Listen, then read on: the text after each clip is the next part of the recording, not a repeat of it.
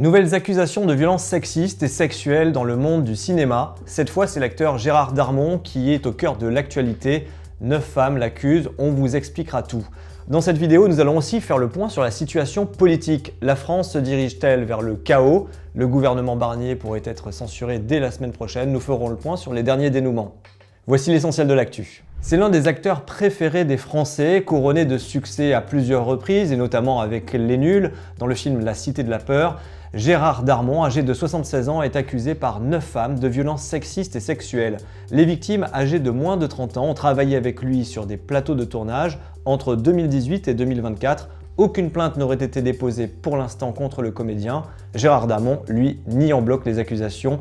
On vous récapitule les faits présumés avec Nicolas.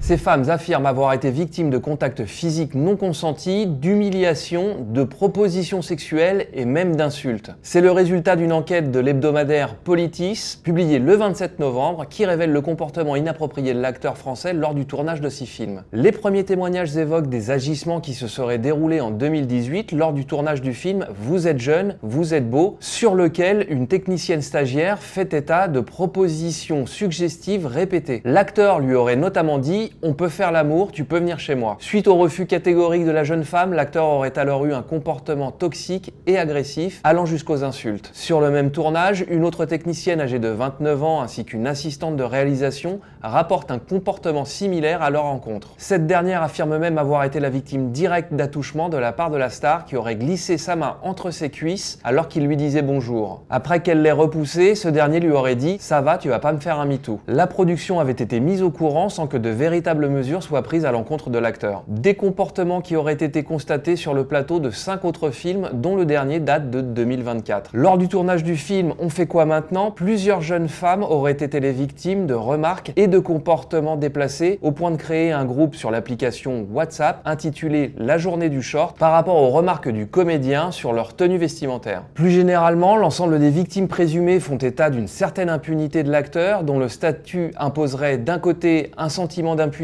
étant donné les postes précaires que ces dernières occupaient, et ensuite une omerta au sein des productions afin de pouvoir terminer les tournages sans mauvaise publicité. En plus de ces 9 témoignages, on peut ajouter celui de 10 autres femmes qui ont préféré ne pas être citées. Enfin, lors d'un entretien téléphonique avec un journaliste de Politis, Gérard Darmon a nié toutes ces accusations. Hier se tenait le premier concert caritatif contre les violences faites aux femmes à travers le monde. Il était organisé par la Fondation des femmes. À cette occasion, la fille de Gisèle et Dominique Pellicot a pris la parole. Camille était présente pour Réel Média. Le tout premier concert caritatif de la Fondation des femmes s'est déroulé ici à la Adidas Arena. J'ai adoré, c'était un super moment de voir tous ces artistes partager la scène pour transcrire des émotions comme ça pour cette cause.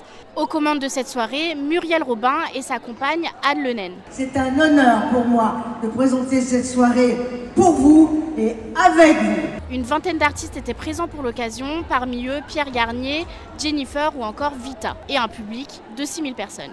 Pendant la soirée, le public a ovationné Gisèle Pellicot de longues secondes.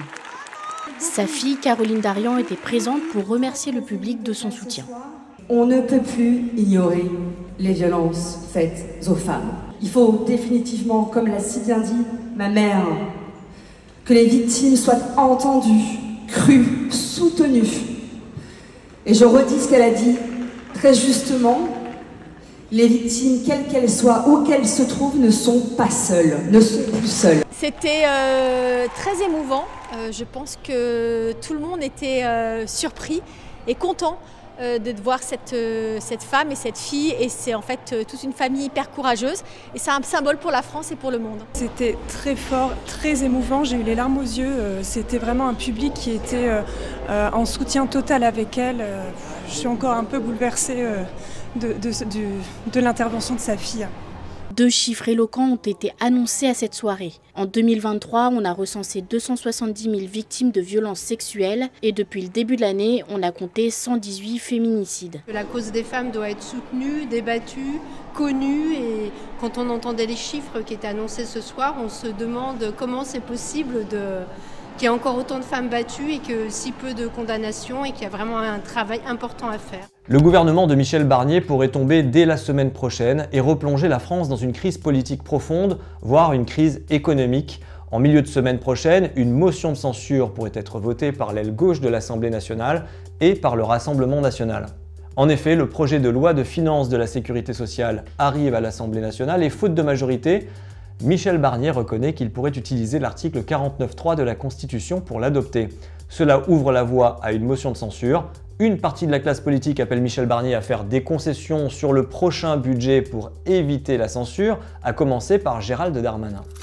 Pour le bien de la France, je crois qu'il faut un geste de compromis concernant la taxe sur l'électricité et la non-augmentation des charges. La main doit être tendue aux parlementaires qui ne souhaitent pas censurer le gouvernement a priori. Ce dialogue inclut bien évidemment de discuter aussi avec les députés du RN. Leurs 11 millions d'électeurs, qui sont bien souvent les déçus des partis dits de gouvernement, ne peuvent être méprisés, encore moins exclus du champ démocratique. Il faut tout faire pour éviter la censure du gouvernement.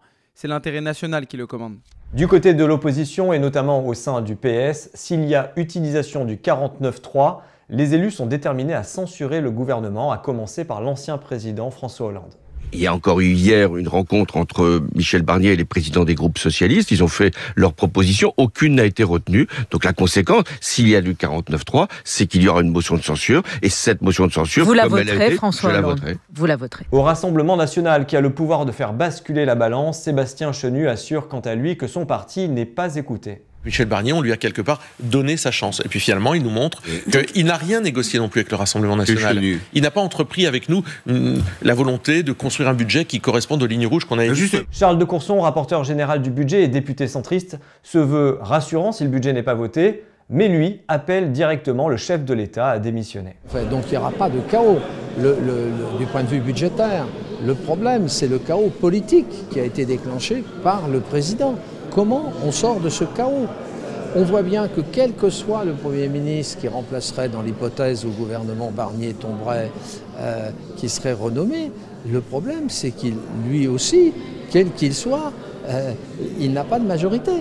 Et donc il peut tomber à tout moment. Et la seule solution, ce serait une démission du président. Mais ceci, c'est à lui qu'il importe de prendre cette décision ou de ne pas la prendre.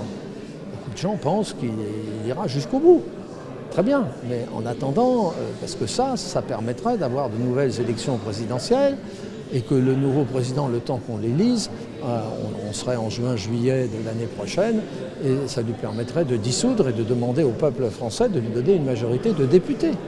Et on sortirait de la crise politique. S'il n'y a pas de démission du président de la République d'ici les 2 ans qui viennent, je ne vois pas comment on sort du chaos politique dans lequel nous sommes plongés depuis les élections législatives de juillet. Voilà pour aujourd'hui, n'hésitez pas à commenter les actualités sous la vidéo et bien sûr, abonnez-vous.